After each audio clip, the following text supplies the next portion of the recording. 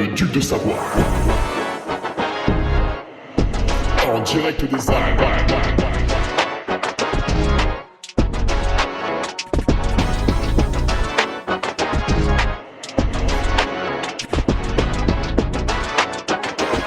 Le podcast de Hugo Ferrari. Allez, bonjour tout le monde, on se retrouve pour le podcast numéro 266. Podcast numéro 266 avec aujourd'hui encore une fois une question de Thibaut Tarbouriège puisque c'est le mois Tarbouriège. Bah oui, du coup forcément, troisième question sur 4. La prochaine et dernière la semaine prochaine. Question intéressante puisque c'est très facile d'y répondre, donc comme ça le podcast sera plus court, c'est bien, ça me prend moins de temps. Donner son sang tout en réalisant sa séance VMA. Voilà, ce qui sont évidemment deux choses totalement impossibles, mais dans certains cerveaux malades, d'hommes pressés des années post-2000, on a envie quand même de tout faire, et puis si en même temps on peut checker ses mails, c'est pas mal. Voilà, donc on va aller répondre à cette question, mais avant tout, un petit remerciement avec les nouveaux patriotes. Ou le retour de Camille, mon voisin, qui finalement aura décidé de ne pas partir. Il est parti, il est revenu, ça a duré 2 jours, il s'est dit « non, je ne peux pas faire ça ». Sinon, nouveau Maël Younes, Julien Robur, Simon Michelier, Victor Nicoulin, le retour de Nicolas Gérard aussi, François Ferdin, Jean-Baptiste Desmoulières, Hugo Roudil, Huro, Romain Lefond et Cyril Bidon. Alors, Cyril Bidon, dur à convaincre. Le gars voulait s'inscrire au Patreon, mais il s'est dit je m'inscris au Patreon uniquement si je suis finisher de l'Ultra Trail du Haut-Gifre. À Samoin. C'est quand même un merdier de 96 km et 6850 mètres de dénivelé, avec des chemins relativement techniques.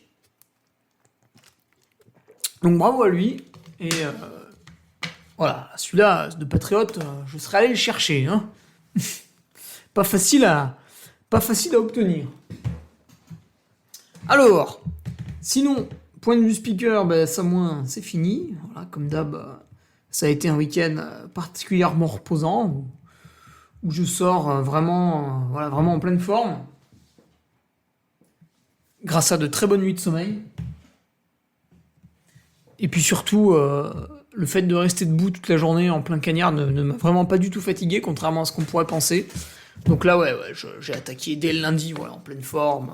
Vraiment, c'est génial. C'est génial, ouais. 4 heures de sommeil par nuit, là, c'est vraiment le top du top si vous voulez être au taquet, dès le matin. Voilà, n'hésitez pas. Hein. Et arrêtez d'écouter les conneries des gens. Comme quoi, il faudrait dormir 8 heures. Non, ça, c'est des complotistes qui vous mentent pour que vous perdiez votre temps dans votre lit. Non, 2-3 heures suffisent. Hein. Après, il suffit de prendre un peu de cocaïne et franchement, c'est très très facile. Hein. Puis si tout cela bouleverse un petit peu votre rythme circadien, n'hésitez pas à prendre des somnifères pour vous endormir. Le cachet, appelons le cachet. Faut pas hésiter. Hein. Faut pas hésiter. La médecine, le monde moderne, ils sont là pour ça. Donc vraiment, n'hésitez pas. Laboratoire Boiron. On est actionnaire, on kiffe. Voilà. Point de vue speaker, on repart ce week-end avec le Grand-Duc de Chartreuse. Voilà, encore une petite journée de fonctionnaire reposante de 4 heures à... je sais pas, le dernier. Allez, il va arriver à quelle heure le dernier ? Putain, il y a une barrière horaire à 18h, à 14 bornes de l'arrivée, avec un tout petit peu de dénivelé. Putain, le mec peut mettre 3 heures, quoi. Potentiellement, le dernier va arriver à 21h. Ouais, 4h, 21h. Ça va vraiment être une très très belle journée. Un peu courte, je vous l'accorde. Mais quand même, ça va être sympa. Grand-Duc de Chartreuse. Une course quand même assez impressionnante. Parce qu'ils essayent chaque année d'avoir un parcours qui fait à peu près 70 bornes. Entre 4 et 5 000 de dénivelé. Plutôt sauvage, plutôt dur. Et ils changent chaque année. Et ça fait 35 ans que ça dure. Si je vais sur la page... Alors, le Grand-Duc, c'est aussi un piaf. C'est un hibou. Du coup, quand vous tapez Grand-Duc, il faut mettre Trail à côté, parce que sinon vous tombez sur le hibou. Sympa aussi, mais bon. Est-ce qu'ils mettent dessus le nombre d'éditions totalement impressionnantes qu'ils ont fait? Je crois que ça bataille avec la 6000D, avec le Nid d'Aigle. Voilà, ça c'est des trucs de fou. Putain, ils mettent pas le nombre d'éditions, c'est quand même dommage. Bon, tant pis, c'est pas grave. Voilà quoi. Voilà. Et du coup, si vous souhaitez que je vous amène, que vous êtes participant, parce que là, attention, on est à domicile, là, hein, le sapé en Chartreuse. Bon, il y a quand même 50 minutes de route parce que le bordel est au fin fond de la Chartreuse. Mais on est tout de même à domicile si vous voulez que j'amène un peu de bière de récup. Voilà. Je sais qu'à Samoin, ça a évidemment fait plaisir. Laurent Moutard, il a pris combien de litres, Laurent? J'ai même plus envie de faire la conversion tellement c'était lourd. En tout cas, il a fait les stocks. Bière de récup, on vous la livre. Franco de port, bien sûr, directement depuis l'arrière de mon coffre, en mode go fast, sauf que c'est un Citroën C5. Les chaussettes, les nouvelles chaussettes, vu que j'ai refait faire en 43-46, et du coup j'en ai plus en 39-42, donc voilà, il va falloir refaire faire en 39-42. Mais en 43-46, j'ai les nouvelles chaussettes, ça c'est bon. Les manchettes, on est au stade du prototype, et malheureusement il m'a pas plu, donc on va recommencer peut-être dès le début, donc je les ai pas encore. Et puis sinon, tout ce qui est sur mon site, les casquettes, t-shirt, bonnet, voilà, n'hésitez pas, ça permet de donner à la main et de ne pas engraisser la poste. Et puis je rappelle que sur mon site internet, il y a aussi les films que John Rambo a fait, à la fois sur mon échappée belle en 2020, à la fois sur l'UTMB en 2021. En 2022, qu'est-ce qu'on a fait? Ah oui, le dernier survivant, ça c'était sympa. Et acheter les films sur mon site internet, ça permet de soutenir John, qui a réalisé récemment, parce qu'il est un peu jeune, il est un peu foufou, et l'homme vit d'amour et d'eau fraîche pour l'instant, mais il a réalisé un film qu'il a mis gratuitement sur YouTube, sur les records de dénivelé en 24 heures. Voilà. Donc si vous possédez les autres qu'on a fait ensemble, échappée belle, UTMB, dernier survivant, et qu'après vous matez le record, bon lui il est gratos, je pense que vous en êtes à 2 heures de film, même un peu plus. Et c'est vraiment génialissime. Voilà.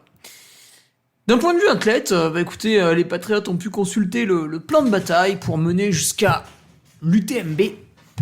Voilà, donc je vais y aller,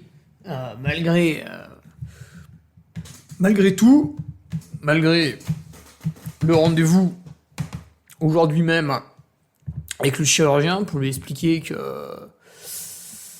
que c'était gênant de faire des 100 miles sur ce pied et que il faut opérer. Donc le mec te dit ah bon, vous avez mal et tout. Oui, quand je fais des kilomètres verticaux au seuil, j'ai une légère tension. Donc là, si tu veux, le gars il est projeté sur Tatooine, il comprend plus trop ce que tu lui racontes. Il est habitué à voir des gens en fait qui ont des problèmes gravissimes. Et toi, tu lui expliques que quand tu dépasses les 12 heures de course à pied ou que tu fais des dingueries dans des sentiers qui sont à plus de 40%, éventuellement tu ressens une légère gêne et que ça t'embête pour accéder au haut niveau en trail. Si tu veux, là, il est obligé de prendre 5 minutes, de souffler un petit peu, de se décontracter, puis de te faire une réponse après. Et quand tu lui dis, bah voilà, je sais que il va falloir opérer, mais du coup, je voudrais regarder avec vous mon calendrier pour voir quand est-ce qu'on pouvait caler l'opération pour pas trop que ça me gêne, tu vois. Parce que, en fait, il y a un peu de sponsoring derrière. En fait, il y a un peu...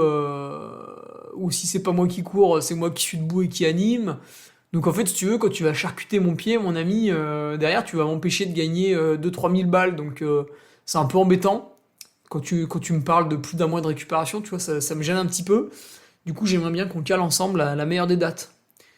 Donc vas-y Michel, prends les lunettes là et on va regarder l'emploi du temps. Tu sais, tu viens voir le chirurgien, mais finalement c'est le chirurgien qui te consulte toi. On inverse les rôles. C'est ouais non mais me parle pas de l'opération, je sais exactement ce que c'est, comment ça se déroule. Voilà, on va parler du temps d'inactivité là. Viens par là là. 4 semaines, qu'est-ce que c'est que ça 4 semaines? C'est pour Monsieur Tout le Monde ou Si moi je suis trop chaud et je bouffe du collagène Nutriting, je peux passer à 3 semaines. Alors le mec, il est là, il sort les courbes. Ah oui, alors effectivement, vous savez, c'est une courbe en cloche. Alors là, tu le reprends, ça, tu lui fais non, c'est une fonction de Gauss. Commence pas avec tes termes vulgaires là, tu t'adresses pas au bas peuple. Non, je rigole. Mais ouais, voilà. Il y aura ça à faire. Voilà, donc en tout cas, cher patron, vous avez pu voir que on est dans une semaine relativement péchue, relativement volume non, pas trop, parce que j'ai viré tous les trucs de guignol là, les trucs en vélo là, voilà, ça a dégagé, on a mis que de la course. Semaine un peu brusque parce qu'on est à 3 semaines d'un objectif. Une course qu'on peut préparer un petit peu, on va dire. Après, de là à dire un objectif, ce serait quand même faire insulte à ceux qui préparent des vrais objectifs, tu vois, genre les championnats du monde. Ça, c'est un objectif, quoi. Aller cueillir les fraises avec ta mamie, ça un peu moins, quoi. Excusez-moi, je bois parce qu'avec le changement climatique, il fait extrêmement chaud. Et même si je suis pas une personne âgée, j'ai quand même peur de mourir. Donc je vais boire un petit peu, voilà. Alors, allons-y pour le podcast. Si vous trouvez que c'est un petit peu long, n'hésitez pas à aller acheter des trucs sur mon site internet pendant ce temps. Hein, voilà, ça me permettra de m'enrichir, ce qui fait toujours plaisir. Alors, donner son sang tout en réalisant sa séance VMA. Voilà, j'ai mis un titre qui ressemble à rien. Déjà, donner son sang, qu'est-ce que c'est pour celles et ceux qui l'ont jamais fait? Alors, sachez que c'est une très bonne action.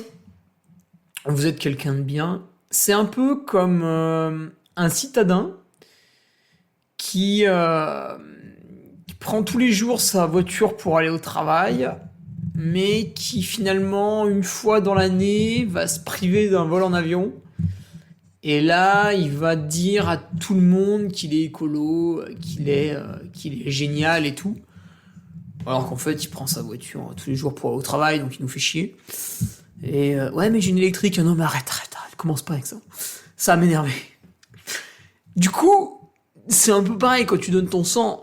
Bah évidemment, c'est très très bien, il faut féliciter ceux qui le font, mais il y a un tel besoin en fait. Un besoin, c'est irrationnel. Et on les entend pas assez. Et à chaque fois qu'il y a un établissement de don du sang qui prend la parole à la radio, à chaque fois c'est une catastrophe parce qu'il n'y en a jamais assez. Parce que voilà, donc vraiment un grand merci à tous ceux qui le donnent, mais putain, c'est pas assez quoi. Faut faire plus.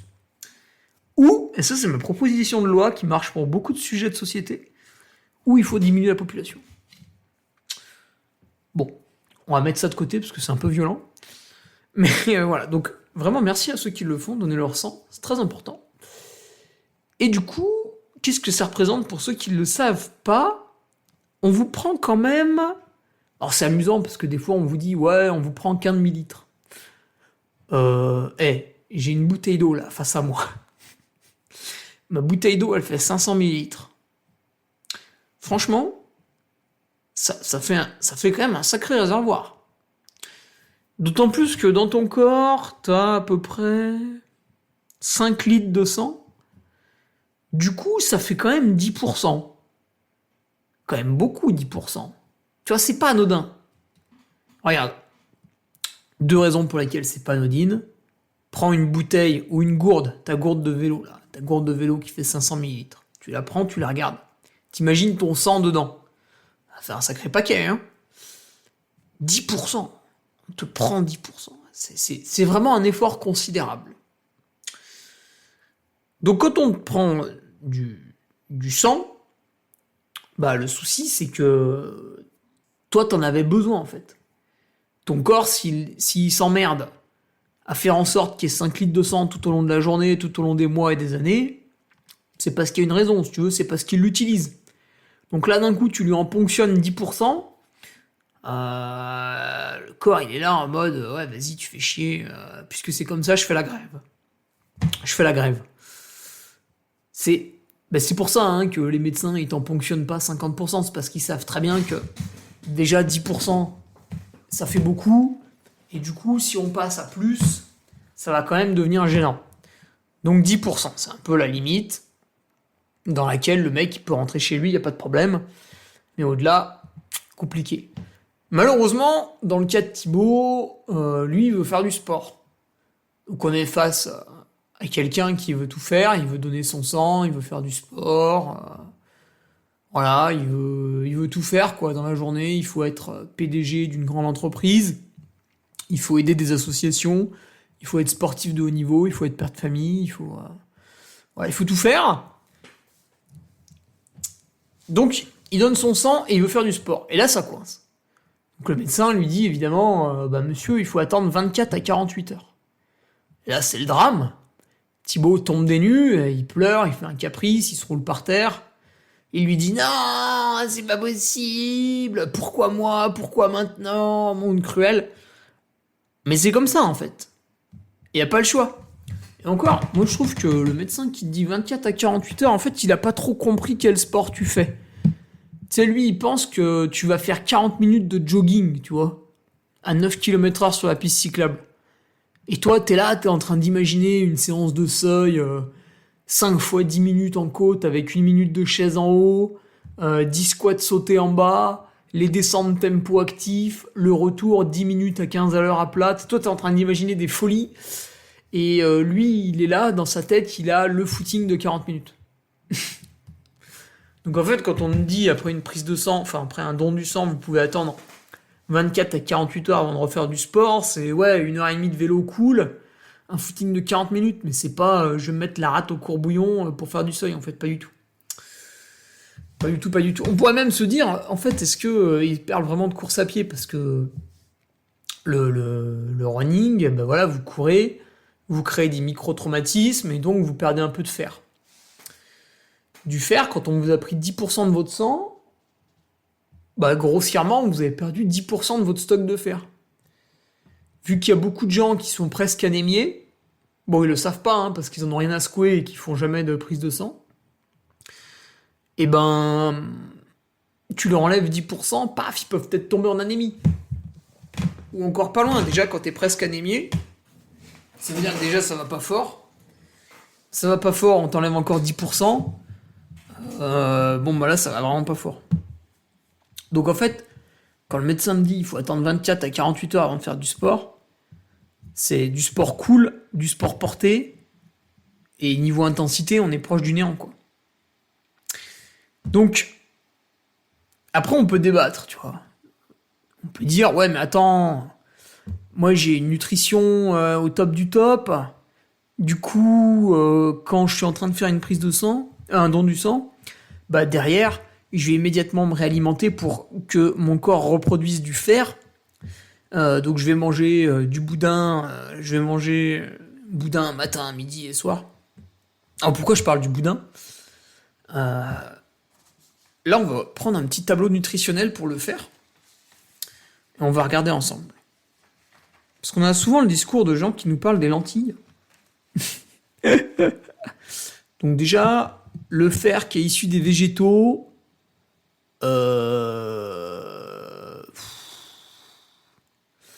c'est un peu comme un poulet Eco Plus.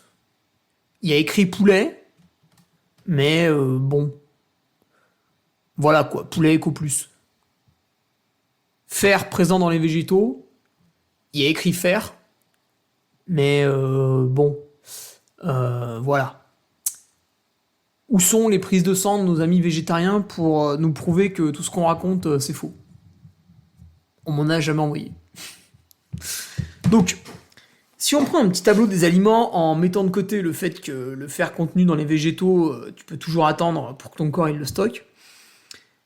Foie de canard ou d'oie, 30 mg de fer pour 100 g. Alors le souci, c'est que du foie de canard ou du foie d'oie, moi je sais pas où ça s'achète. Donc déjà, je vous dis même pas que c'est cher, je vous dis juste, je sais même pas où ça s'achète. Spiruline. Ouh là là, la bonne spiruline. 28,5 mg de fer pour 100 g. Et là, vous vous dites, putain, mais c'est génial, c'est presque autant que dans le foie. Attention, pour 100 grammes. Qui c'est qui mange 100 grammes de spiruline au repas ? Alors là, pareil, présentez-moi quelqu'un qui fait ça. Bah, personne. tu vas prendre, allez, 6 grammes, quoi, tu vois. Déjà, si t'es un peu costaud des intestins, tu vas prendre 6 grammes.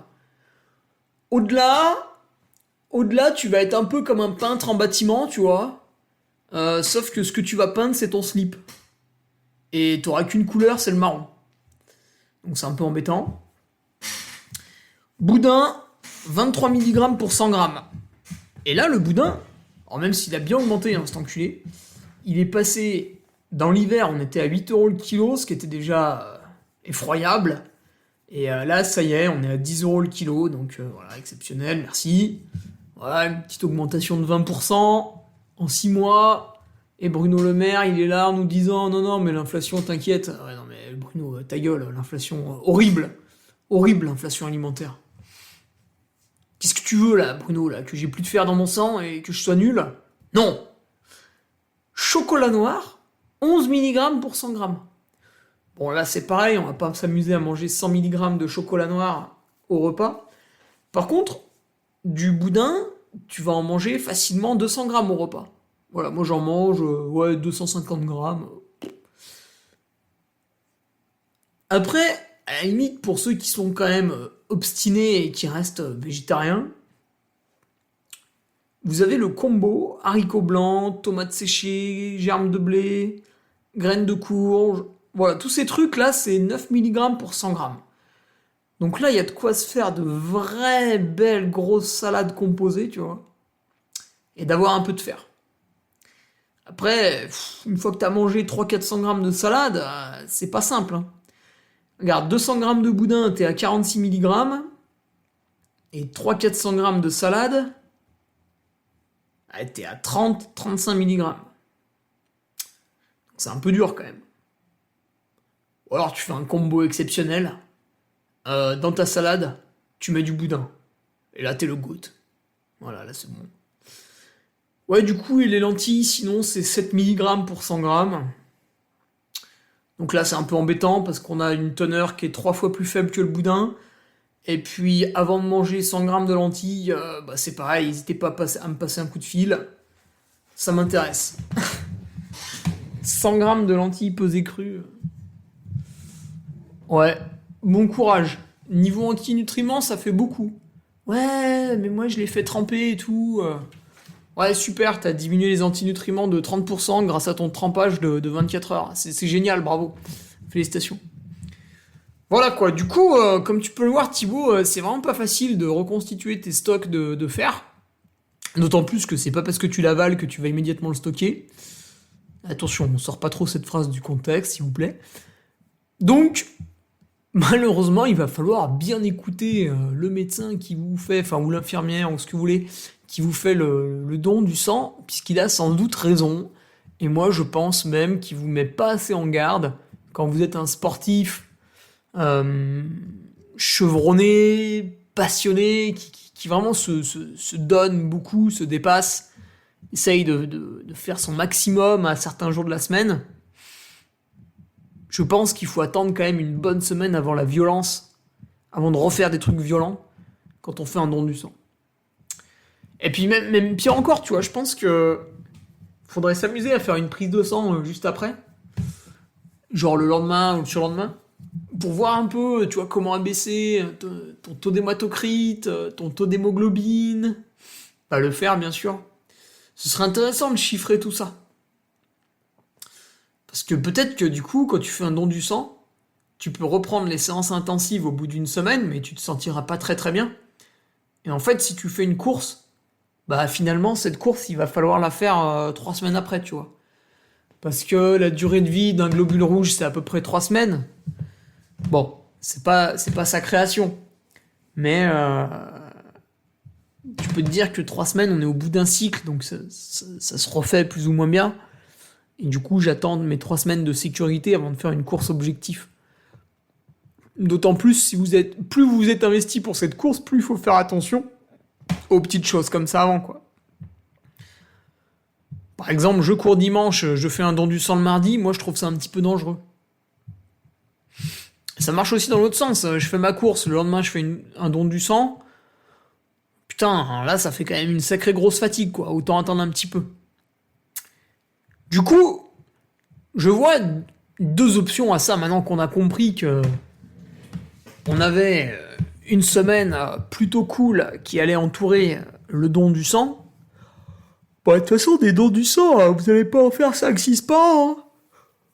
Ouais, déjà, j'ai 2-3 connaissances, ils sont vraiment énervés, ils en font 3 par an. Donc après, plus, ça doit être quand même assez rare. Donc je cale mon don du sang dans mon village, parce que c'est à côté de chez moi, il y a, tu sais, la petite roulotte, là, qui s'est promenée. C'est facile, c'est à côté de chez moi, je sors de chez moi, paf, don du sang.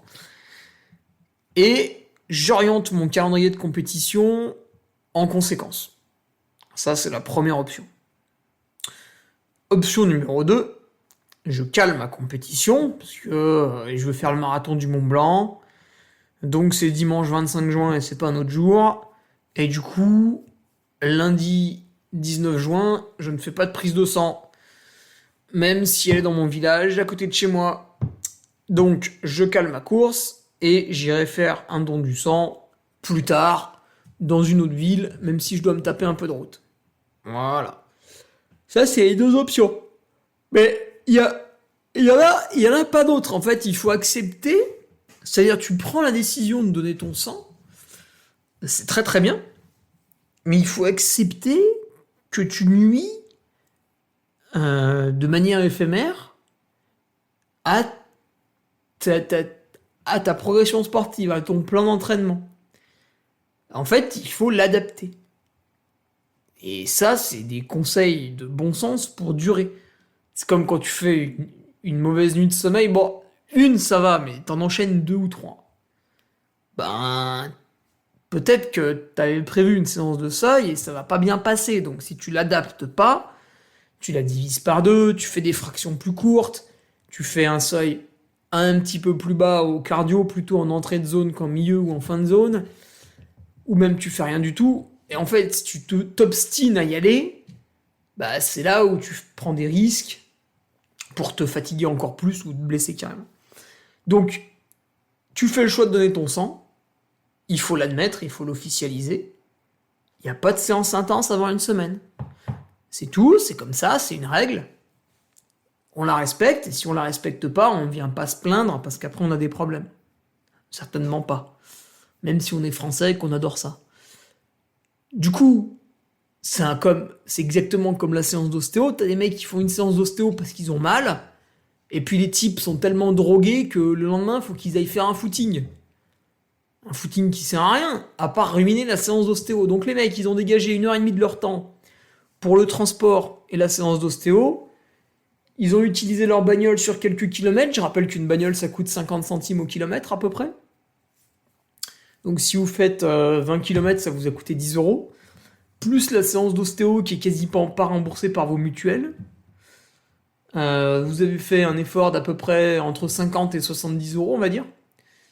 Et vous, parce que vous êtes un drogué qui n'arrive pas à accepter que parfois il y ait des jours sans activité physique, bah vous foutez tout en l'air. Parce que vous voulez en fait faire votre emploi du temps comme d'habitude, réaliser le plan d'entraînement que le coach a donné. Mais en même temps, ça c'est le truc d'Emmanuel Macron, c'est qu'il marche jamais. T'sais. Dès qu'il dit en même temps, vous savez que ça y est, il va ouvrir sa gueule pour dire une connerie. Remarquez, c'est pas forcément le en même temps qui dit ça, c'est quand même souvent, mais... Bref, dès qu'il y a en même temps, là, vous pouvez être sûr. En fait, en même temps, ça n'existe pas. On fait pas du en même temps. On fait de la merde. Ça oui. Ça, on peut faire de la merde. Et là, on peut mettre du en même temps et on fait de la merde partout. Pas de problème.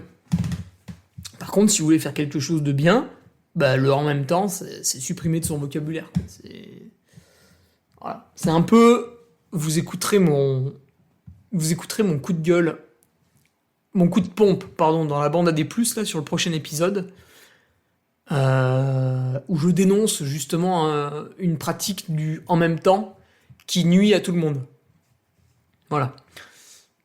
Du coup, vous allez chez l'ostéo, vous allez donner votre sang, bah respectez le délai de guérison qu'on vous donne derrière, parce que sinon, bah, ce que vous avez fait, ça sert à rien, c'est contre-productif, voilà. Donc il faut l'accepter. En fait, à un moment donné, il faut accepter les choses. Il faut accepter que le plan d'entraînement, alors soit c'est vous qui l'avez fait, Et dans ce cas-là, on peut se demander pourquoi il faut le respecter, parce que vous avez quasiment aucune connaissance en entraînement. Vous avez lu 3 bouquins, vous avez écouté l'interview d'un coach, et ça y est, vous pensez que vous allez écrire sur une feuille des choses qui sont bibliques. Non, pas du tout. Vous avez un coach qui vous a donné un entraînement, alors c'est pas parce que vous le payez que c'est le meilleur du monde, et c'est pas parce que vous le payez qu'il vous donne un plan d'entraînement, que lui, en fait, il connaît tous les aspects de votre vie, et que du coup, il faut absolument respecter de A à Z le plan d'entraînement qu'il vous donne.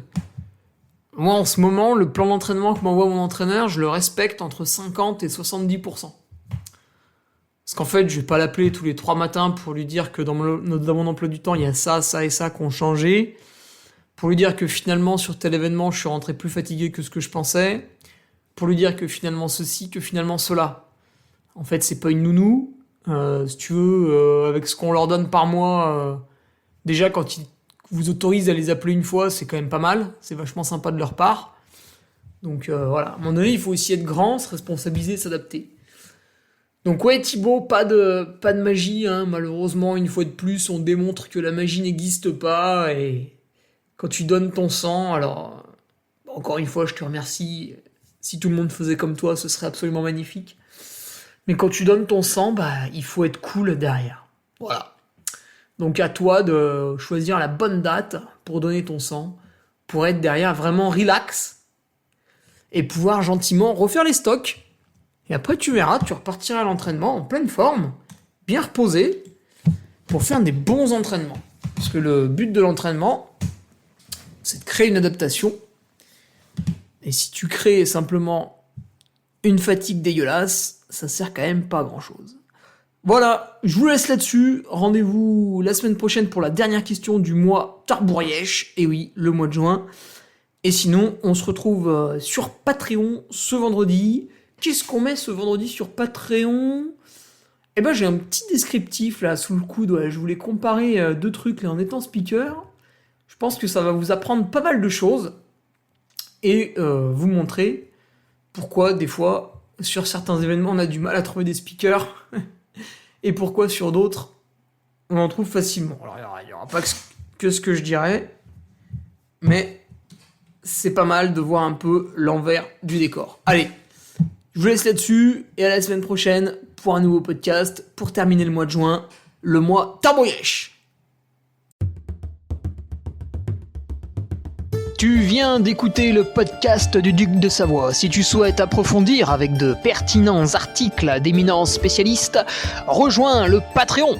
Tu feras ainsi partie en tant que fidèle patriote de la très prestigieuse Duke Army. Si l'humour est ton leitmotiv et que tu n'as peur de rien, viens sur l'Instagram.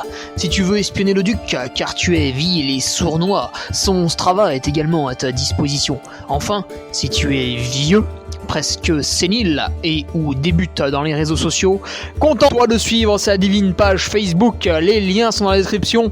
Que Dieu te garde et à la semaine prochaine.